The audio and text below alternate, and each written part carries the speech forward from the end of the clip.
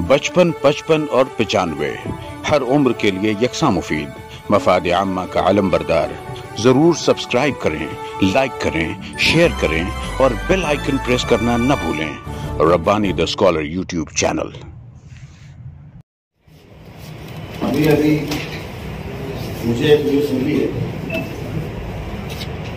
हमेशा की तरह हमारा इलेक्शन जो है नंबर 1 स्कूल या एटीटी या जीटी में होता रहा है। ये एक सेंट्रल प्लेस है, हिंदू मुस्लिम के लिए मौजू जगह रहती थी, लेकिन मुखालफिन ने मिनिस्टर का, यहाँ के मुकामी लीडर का इतना ज़बरदस्त प्रेशर लाया और वो पीएम रहमानी में उन लोगों ने स्कूल को ऑफिसर से दबाव डालकर करवा दिया। जबकि हमारे पास एओ का कारपोरेशन का ऑर्डर था कि नंबर 1 स्कूल इनको दी जा रही है और इन्होंने मांगा था, कभी इलेक्शन कमीशन ने मांगा था, वो ऑर्डर की कॉपी भी मेरे पास है और ऑर्डर उनको दिया गया, इसलिए हमने छापा उसको कि 1 नंबर स्कूल में होगा। लेकिन इनकी प्लानिंग क्या है कि उस तरफ उतनी दूर ले जाने में जो कैंप का ऑर्डर है, समकशेर का ऑर्डर है, कलेक्टर पट्टे का ऑर्डर है, दयाना का और जो अतराफ के देहात है वहां का हिंदू वोटर ना आ सके, कम वोटिंग हो, कम से कम वोटिंग हो, इनका ये उद्देश्य है ताकि हम जीत जाए। हर हाल में वो कैसे भी कब्जा करना चाहते हैं। ये उनका एक नुकाती प्रोग्राम है। इनके पास कभी बोलते हैं हम बुनकर पैनल के हैं, कभी बोलते हैं हम शहर तामीरी महाज के पैनल के। इनको पता ही नहीं कि ये किस पैनल के हैं। ये दो नाम चलाते हैं पब्लिक को धोखा देने के लिए। आज तक वो अपना नाम इस्तेमाल नहीं कर सक रहे हैं और हमारा नाम इस्तेमाल करके, तामीरी महाज का नाम इस्तेमाल करके लोगों को धोखा देने का षड्यंत्र ये अब तक रचते आए। माजी में हमारे यहाँ एग्जाम होता था, एग्जाम में ये लोग कर्मचारियों का अपने आदमियों को जायज मार्क्स देते थे। हमारे यहाँ आज भी एक कर्मचारी है 79% मार्क्स मिली है, जबकि हमारे यहाँ कॉल जो किया जाता है बीकॉम और एमकॉम को बुलाया जाता है, वो बीएससी है। अकाउंटेंसी पढ़ी नहीं है, 79 मार्क्स है उसको, एमकॉम को भी मार्क्स नहीं है, बीकॉम को भी मार्क्स नहीं है। ये बताने का सिर्फ मकसद ये है कि भ्रष्टाचार किस तरह के जाता है। एक वाइस चेयरमैन और डायरेक्टर ने अपने भाई को कब लगाया पता नहीं। मैं जब उसकी फाइल खोला तो मैं सब चौंक गया कि यार अंधेरों के हमारे यहाँ तो पीवन भी 12वीं पास लगता है, अकाउंटेंट की पोस्ट पे है, 45,000 रुपया पगार उठा रहा है। क्या हमारे 7वीं फेल, उसके एलसी में लिखा हुआ है बाकायदा not to interest to learn, suspend किया हमने। और हमको बोलते हैं अकरबा परवरी, हम अपने आदमियों को लगा रखा है। भाई लगाना कोई बुरी बात नहीं है, लेकिन उसका काबिल होना जरूरी है। बैंक में काबिलियत की बुनियाद पे हम लगाते हैं, जगह पे मार्क देते हैं, जगह पे उसका वेरिफिकेशन करते हैं, जगह पे उसको अलॉटमेंट देते हैं। कोई उसमें गुरबित नहीं, कोई कितना भी आ जाए दबाव डाले, हम दबाव कबूल नहीं करते। इस तरह का हालात हमारे साथ पेश आ रहे हैं और हम पर इल्जाम लगाया जाता है बैंक के ताल्लुक से कि हम गलत कर रहे हैं। क्या गलत करें बताएं? अभी टप वालों ने यहाँ पर हमारे खिलाफ इसका साल में दिया मीडिया सेंटर में प्रेस कॉन्फ्रेंस, उसमें मैं आपको बताता हूँ 13 लोगों ने टप में 1-1 करोड़ रुपए का लोन दिया था, 13 लोग, और एक फैमिली को 3.25 करोड़ रुपया दिया गया, ऐसे 16 करोड़ रुपया। वही 16 करोड़ रुपए की वजह से हमारा एनपीए बढ़ा है, जिसकी वजह से ये भर नहीं रहते, जिसकी वजह से हमको कानूनी कार्रवाई करना पड़ी उनके ऊपर। और वो 13 की वजह से हमको आरबीआई जो है मजीद ब्रांच खोलने का परमिशन नहीं दे रहा है। बोलता है कि पहले तुम इसको 10 के अंदर ला। मैं जब आया था तो 32% था, आज 17 पे है। हम कम तक करते आ रहे। जैसे कि आप कानूनी कार्रवाई करो तो तुरंत फैसला नहीं होता, उसको सालों साल लगते हैं। तो 13 लोगों को जो बिलो इनकम टैक्स लिमिट थे, जिनकी इनकम 2 लाख, 2.25 लाख, 2.25 लाख थी, उनको हम 10 लाख रुपए भी नहीं देने वाले, क्योंकि रिपेमेंट आएगा नहीं। उसकी इनकम कम है तो रिपेमेंट कहां से आएगा? प्रॉपर्टी से रिपेमेंट नहीं आता। प्रॉपर्टी तो एक मॉर्गेज के लिए रखी जाती है, सेफ्टी के लिए। 1 करोड़ की प्रॉपर्टी है तो उसको 50 लाख से तो ऐसा नहीं है। उसकी जो आईटी रिटर्न है, उसकी मंथली इनकम कितनी है, उसमें से 40% खाने के लिए छोड़ दिया जाता है, 60% में वो कितना भर सकता है, ये उसका एक फार्मूला आरबीआई का, वो देख के उसको लोन दिया जाता है। 1-1 करोड़ रुपया लोन दे दिया गया। उनकी इनकम 10,000 रुपया, उनको भरना है महीने का 96,000 रुपया। कहां से भरेगा? वही लोग आज फंसे पड़े हैं। आज जो उन लोगों ने प्रेस कॉन्फ्रेंस ली, मैं नाम नहीं लेना चाहता था, लेकिन उन्होंने खुद कबूल कर लिया कि हमने लोन लिया है और हमको सताया जा रहा है, चेयरमैन हमको सता रहा है, ये कर रहा है, वो कर रहा है, दुनिया भर के गलत सलत इल्जाम लगाए। भाई जब पैसा नहीं भरोगे तो कानूनी कार्रवाई तो करना पड़ेगी। आरबीआई हमको हर महीना रिपोर्ट मांगती है, जब रिपोर्ट जाती है तो वहां से टॉप 50 लोगों की लिस्ट आती है, इन 50 के बारे में तुमने क्या किया उसकी रिपोर्ट दो, तो रिपोर्ट तो देना पड़ेगा ना, और रिपोर्ट देने के लिए क्या हमने इस पर कार्रवाई की वो भी देना पड़ेगा। तो ऐसे 13 लोगों में से यही 4 लोगों को पेट में दर्द है, 13 लोगों में से सिर्फ 4 लोगों का दर्द है, बाकी को नहीं है।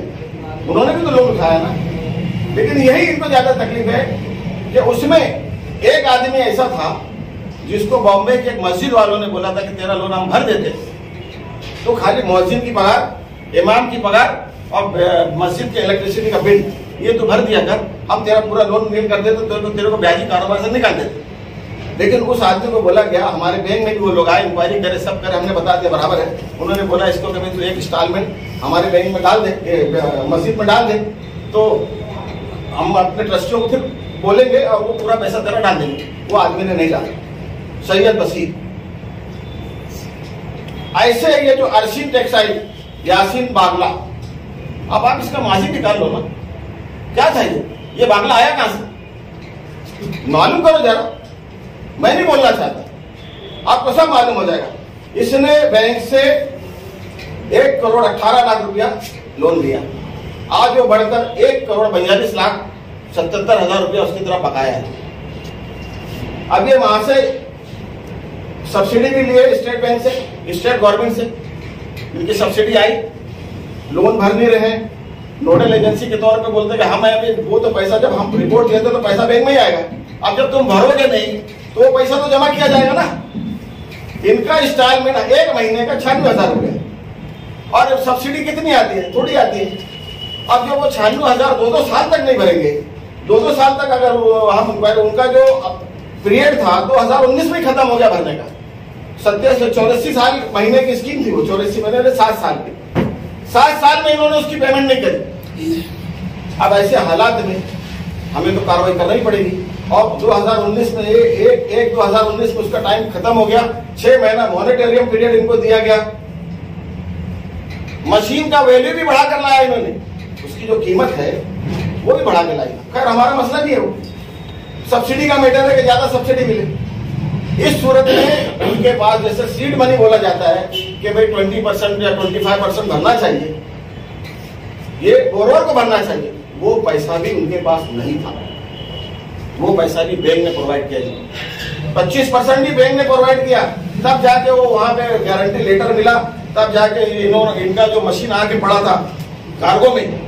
अब इनको तो वो भी पता नहीं कि वहां 1 घंटे का चार्ज लगता है, उठाए नहीं, काफी किसी को 4 लाख किसी को 5 लाख ऐसे पेनल्टी बैठी, तो वो भी हम जिम्मेदार हैं।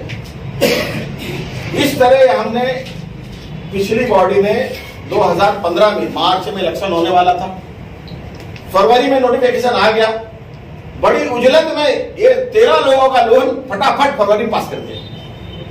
उसमें एक डायरेक्टर का भी पास किया गया, तो डायरेक्टर को तो अलाउड नहीं है, उसको भी पास कर दिया। अभी उसका नाम हम नहीं, क्योंकि वो अभी सामने नहीं है, उसमें आया नहीं, इसलिए हम नाम अभी नहीं लेते, लेकिन उसका भी उसमें सेंक्शन हुआ लोन 1 करोड़ रुपए। तो कहां हम फायदा उठा रहे, उठाने वाले जो सामने है सब, हमारे यहाँ कोई मखलूस नहीं है, कोई फायदा नहीं उठाया।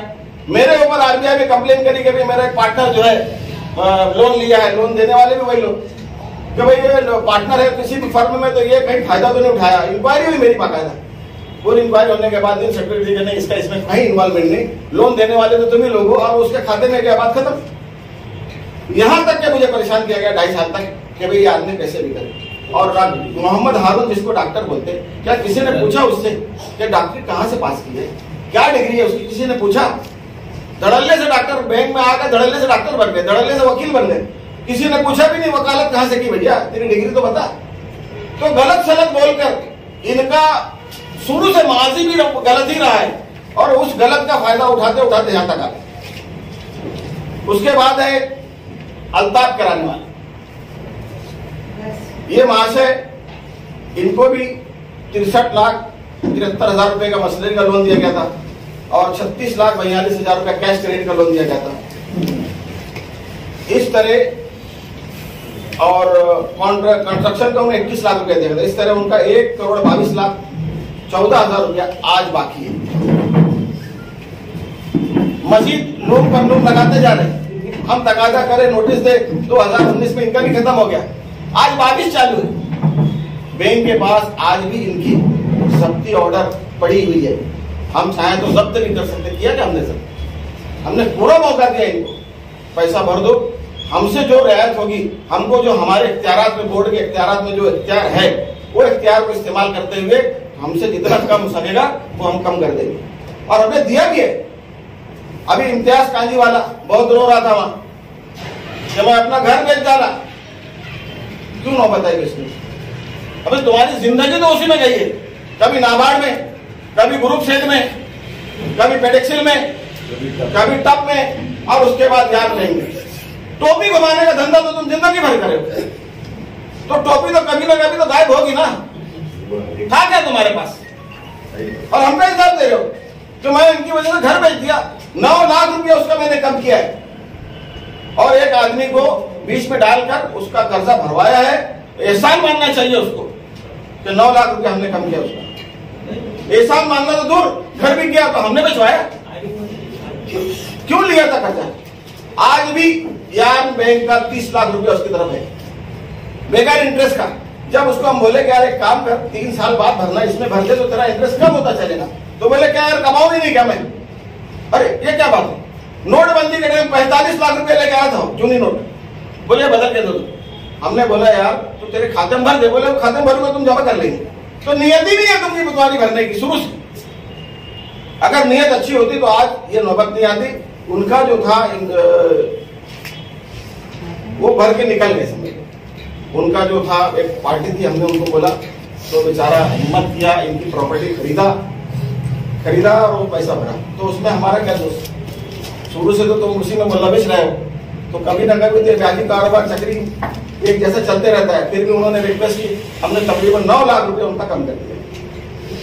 उसके बाद है वेनस सैयद बशीर, इनका भी मैं हवाला दिया कि मस्जिद वाले उनको दे रहे थे, लेकिन उन्होंने, उनका भी 2019 में पीरियड खत्म हो गया, उन्होंने भी भरा नहीं। आज उनकी तरफ 42,37,000 रुपया बाकी है, और इनके ऊपर भी जब्ती के ऑर्डर कायम है। इनकी प्रॉपर्टी सीज हो गई, ऐसा बोला है तो गलत नहीं है, लेकिन फिर भी हमने कार्रवाई नहीं की। हमने आज भी मौका दिया है कि भाई आ जाओ, भर दो, हमसे जो रियायत होगी। तो इनका मानना यह है कि भाई सामने ये अगर हट जाए, इनको अगर हटा दिया जाए गलत सलत बोलकर, तो हो सकता है हमारा लोन ही माफ हो जाए। ऐसा हो सकता है। किसका? 1 करोड़ 40। सैयद बशीर का भी अभी जो बाकी है उसका 84-37 है टोटल। एक फॉर्म। हाँ तो वो हो सकता है मेरे इसमें हाँ, तो वो मेरे पास जो डाटा है वो है, तो हो सकता है ज्यादा हो। और इन्होंने भी स्टेट गवर्नमेंट का और सेंट्रल गवर्नमेंट की सब्सिडी दी है। अल्ताफ कराने वाला, उसका जो था 30 लाख रुपया उसकी सब्सिडी आई, 30 लाख। अब उसके बाद है एसके सलीम, इनका भी मामला बड़ा अजीब है। हैसियत थी नहीं लेकिन ले लिए, दिए लोगों ने। हमारा उसमें कुछ नहीं, तो हमको बोल रहे थे दहेज में मिले ये सब, ये तो दहेज में मिले ये लोग, हमने थोड़ी दिया इनको। अब बहैसियत बोर्ड के अगर जिम्मेदारी आरबीआई पूछती है तो हम हमको रिपोर्ट देना रहती है। फिर भी हम इनको बुलाकर, इनका अलमिया ये हुआ कि इन्होंने मेरे ख्याल से 30 लाख रुपया लोन लिया था, या 32 लाख रुपया लिया था, 32। तो उन्होंने उठाया 22 और बोले एक लेटर दे दिया बैंक को कि भाई मैं 10 लाख नहीं दूंगा। और उसके बाद फाइनेंशियल ईयर चेंज हो गया। अब बाद में बवाला मचा, तो उनका जो इंस्टॉलमेंट गिर रहा है 32 के हिसाब से गिर रहा है।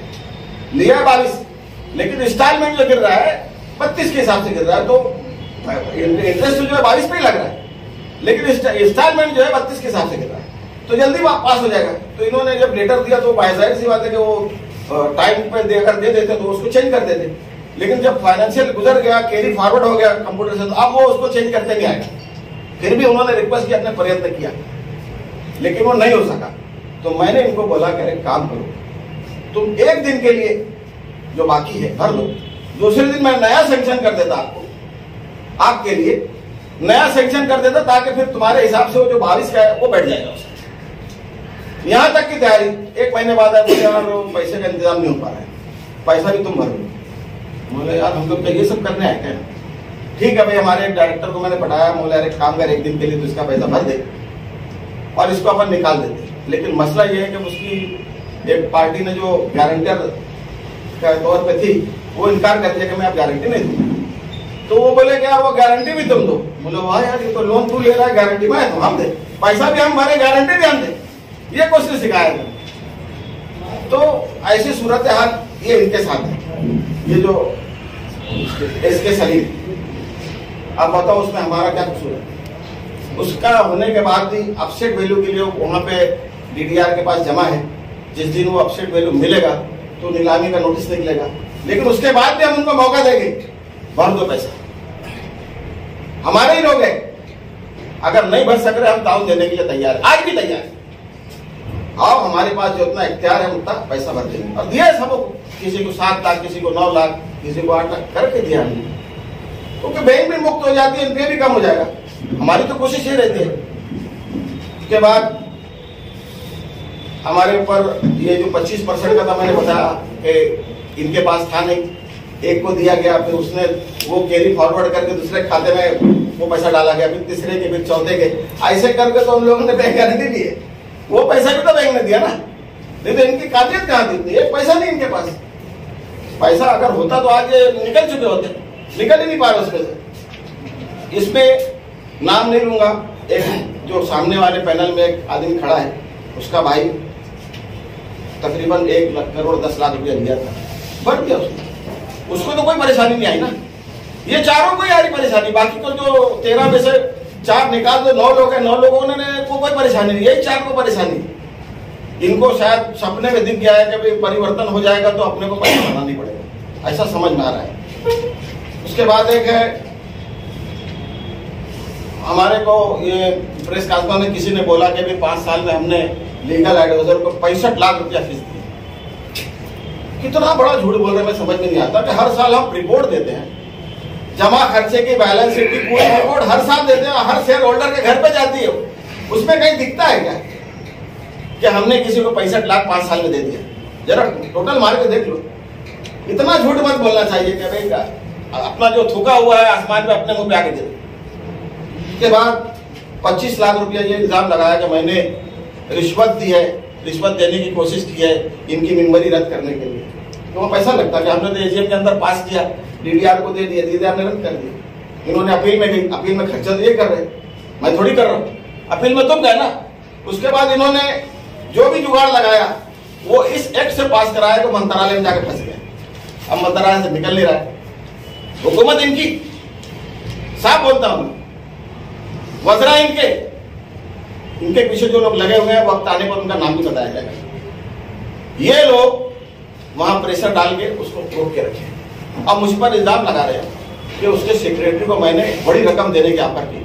अब तो सेक्रेटरी का नाम बता ना, नाम बता, मुझ पर केस डलवा, कानूनी कार्रवाई करवा मुझ पर कि मैंने दिया है। अगर वो 7 दिन के अंदर माफीनामा अगर जारी नहीं करता यासीन बांग्ला तो उसके ऊपर कानूनी कार्रवाई की जाएगी।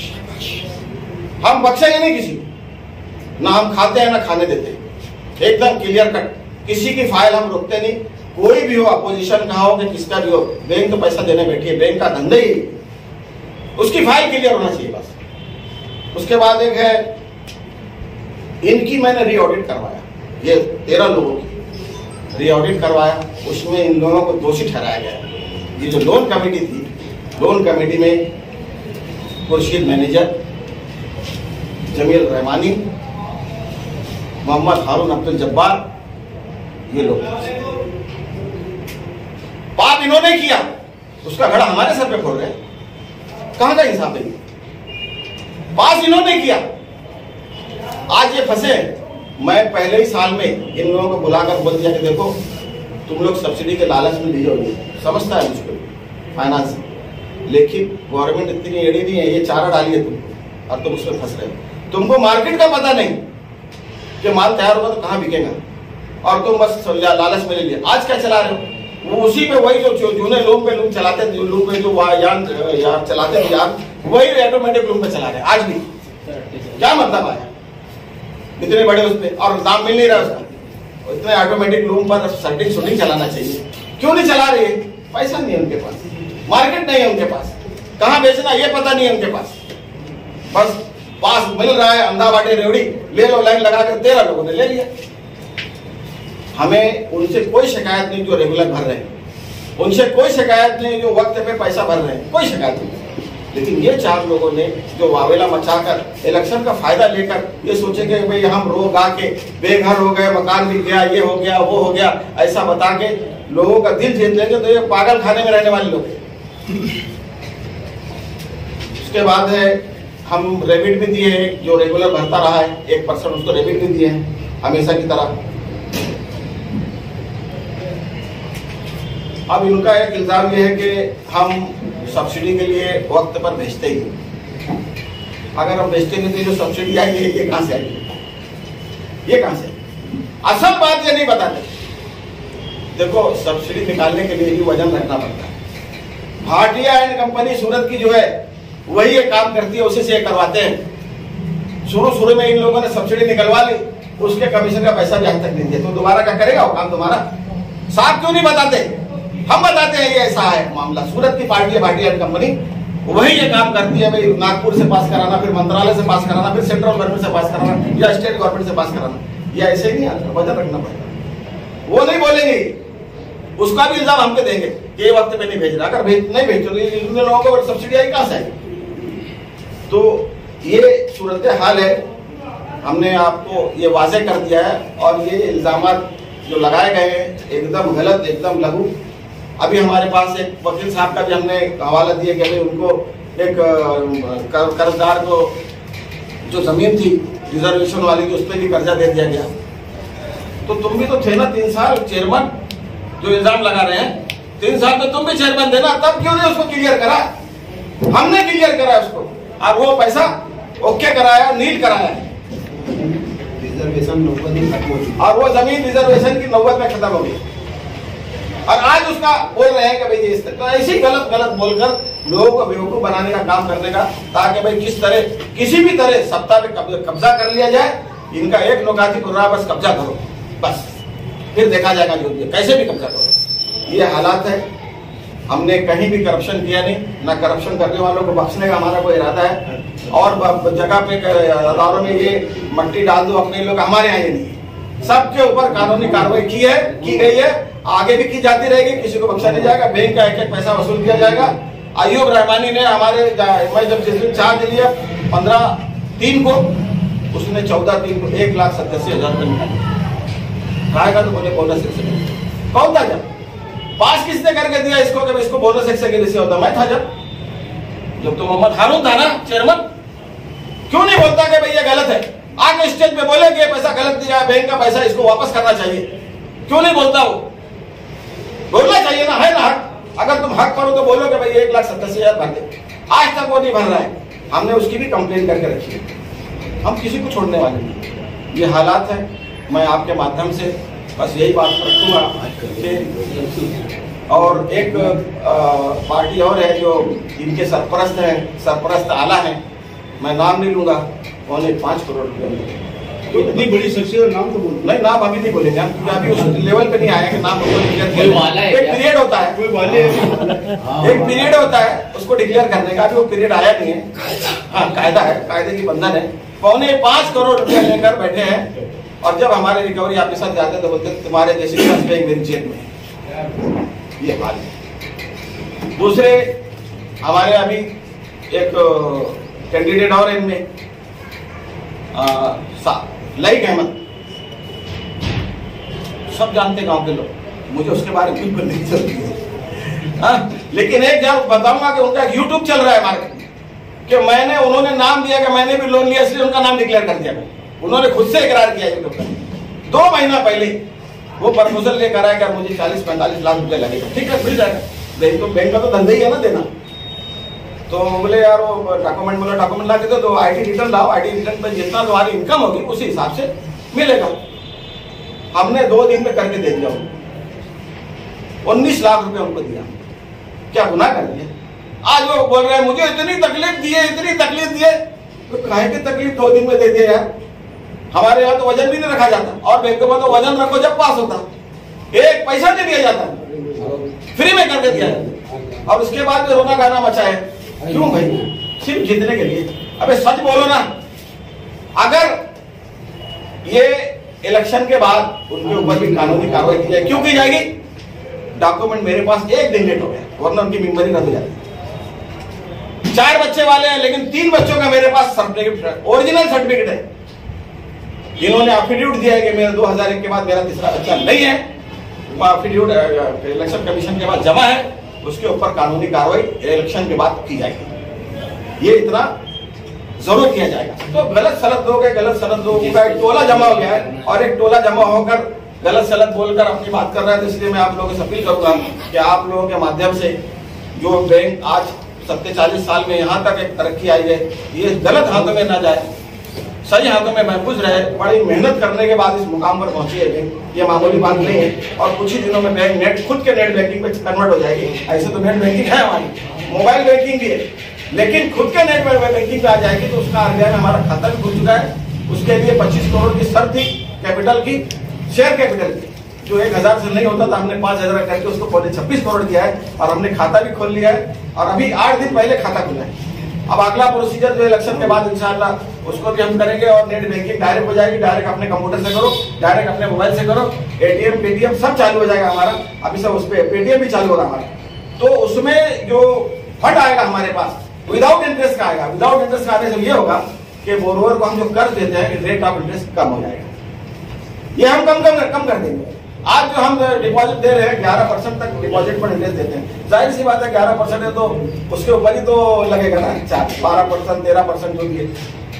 इसीलिए मैं आप लोगों से यही कहूंगा कि भाई बैंक गलत हाथों में ना जाए। आपके माध्यम से आप लोग ये बताएं कि लोग 26 तारीख को अव्वल वक्त में अभी जो जगह तब्दील कर दी गई है, अब ये पीर मोहम्मद रहमानी प्राइमरी स्कूल औरंगाबाद में हो गई है, वहाँ पहुंचकर हवाई जहाज पर निशान मारकर ज्यादा से ज्यादा अक्सर से काम करें, कामयाब करें। ऐसे में आप लोग जनता बैंक उनका दुश्मन है, जनता बैंक बोलकर दुश्मन होती तो यही मैं 13 लोग का बताया हूँ कि 13 में से यही 4 लोगों को दर्द है, बाकी 9 लोगों को दर्द नहीं है। अगर बैंक दुश्मन होती तो इनको कर्ज नहीं देती। बैंक ने तो दिया है ना, इनके पास तो कुछ भी नहीं था। इनके पास 25% जो सीड मनी जिसको बोला चाहिए, कानून है वो लगाना चाहिए, वो पैसा भी नहीं, वो पैसा भी बैंक नहीं। बुनकरों की बैंक है, कायदे से आप कायदे से लेके जाओ। आपको आएगा बोलेगा बगैर उसके डॉक्यूमेंट के दो तो कहाँ से देंगे, कोई बैंक नहीं देगा। आज SP साहब से मिलने गए थे, क्या कुछ खास मिली थी? SP साहब से मिलने इसलिए गए थे कि भाई ये जो वातावरण है शहर का, हिंदू वोट जो है अगर उस तरफ जाती है वोट देने, तो माहौल बिगड़े ना, वातावरण खराब ना हो, आप उसका बंदोबस्त करें बस इतने के लिए। चेयरमैन साहब, किस सीनियर लीडर के मतलब दबाव में ये नंबर 1 स्कूल से फिर रहमानी स्कूल के अंदर? असल में वो लोग अब तक सामने मालूम है, सामने खुलकर नहीं आते, इसलिए हम नाम नहीं लेंगे, वक्त आने पर बता देंगे। नहीं, आपने कहा ना लीडर। हाँ लीडर है ना, मिनिस्टर तक इन्वॉल्व हुए हैं, लेकिन अभी कैसा है ये सबका जो है मामला जो कोई सामने आके नहीं करता। इसका मतलब अपोजिशन मजबूत है? नहीं, ऐसा कुछ नहीं है, लेकिन हम कमजोर भी नहीं समझते, ऐसा कुछ नहीं। हमारे पास जो शेयर होल्डर नहीं, एक बात समझ लो, कहीं भी इलेक्शन ले लो, हम लड़ेंगे। हाँ, हम उससे नहीं करता। उनकी मकसद क्या है? हम लोग जीतेंगे इंशाअल्लाह। इनका मकसद कोई फिकर उकर नहीं है कि हमको तो मिल गया थे 1 नंबर स्कूल, उसके बाद जो ऊपर से इधर से उधर से प्रेशर डाल के अभी 12 बजे तक वो नहीं बोल रहे थे, 1 बजे इनको लेटर आया कि वहाँ लड़ेंगे हम। निवडणूक अधिकारी ओरिजिनल लेटर स्कूल बोर्ड से मांगा था कि आपको कमरे दो। ये स्कूल बोर्ड का हाँ, ये लेटर 2 जगह का लेटर दे दिए। तो जब लेटर मिल गया तो हमने नाम छप दिया। अब इनको जब मालूम पड़ा कि यार ऐसा हो गया तो इन्होंने प्रेशर ला के टोटल वोट कितनी? Total vote 10,365। चेयरमैन साहब, ये कर्जदार लोग जो है ऐसा प्रेस कॉन्फ्रेंस में बोले कि हम लोग शेख आसिफ और शेख रशीद को भी लेके आए थे, लेकिन आप लोग ने उनकी बात नहीं मानी, कोई रियायत नहीं दी। ये पहली मर्तबा शेख आसिफ साहब के साथ आए थे और ये कहा था कि भाई सब्सिडी नहीं आ रही है तो बैंक वाले हमको परेशान कर रहे हैं। तो मैंने उनको कहा था कि ये जो है आपको गलत पता है। 2 बात है, सब्सिडी अलग है, इंस्टॉलमेंट अलग है। ये इंस्टॉलमेंट ही नहीं बन रहे। इंस्टॉलमेंट जो बैंक का हफ्ता है 96,000 रुपये वही नहीं भर रहे, सब्सिडी का इसमें कोई लेना देना नहीं। तो बोले यार तुम लोगों ने गलत बोल कर आया मेरे को, मेहरबानी करके तुम पैसा भर दो, तुम्हारी सब्सिडी में कोशिश करो, ये है। उसके बाद शेख रशीद साहब को लेके आए, तो बोले यार ऐसा है, तो उनको सब बताया कि भी ऐसा मामला है। तो उन्होंने भी ये बोला कि आप देखो मैं भी बैंक से कर्जा लिया था, मुझको भी भरना पड़ता, मेहरबानी करके तुम भी भर दो और छुट्टी लो, बैंक का पैसा छुटता उड़ता नहीं, हर हाल में तुमको भरना पड़ेगा। कोई मास्टर साहब आए हुए तमाम ही पत्रकार का, यूट्यूबर का मैं तामीरी महाज पैनल की जानिब से शुक्रिया अदा करता हूँ। 55, 55 और 95 हर उम्र के लिए यकसा मुफीद, मफाद आम्मा का आलम बरदार। जरूर सब्सक्राइब करें, लाइक करें, शेयर करें और बेल आइकन प्रेस करना न भूलें। Rabbani the scholar YouTube channel इल्मी, अदबी, दीनी, मिल्ली, समाजी, सकाफती, तहजीबी, फलाही, तिब्बी, फन्नी, माशी, तिजारती, माशरती, इंतज़ामी, इनकलाबी, तहरीकी, तहकीकी, तकनीकी, तफ्तीशी, तामीरी, तालीमी व मालूमाती यूट्यूब चैनल। ज़रूर सब्सक्राइब करें, लाइक करें, शेयर करें और बेल आइकन प्रेस करें। रब्बानी दी स्कॉलर यूट्यूब चैनल।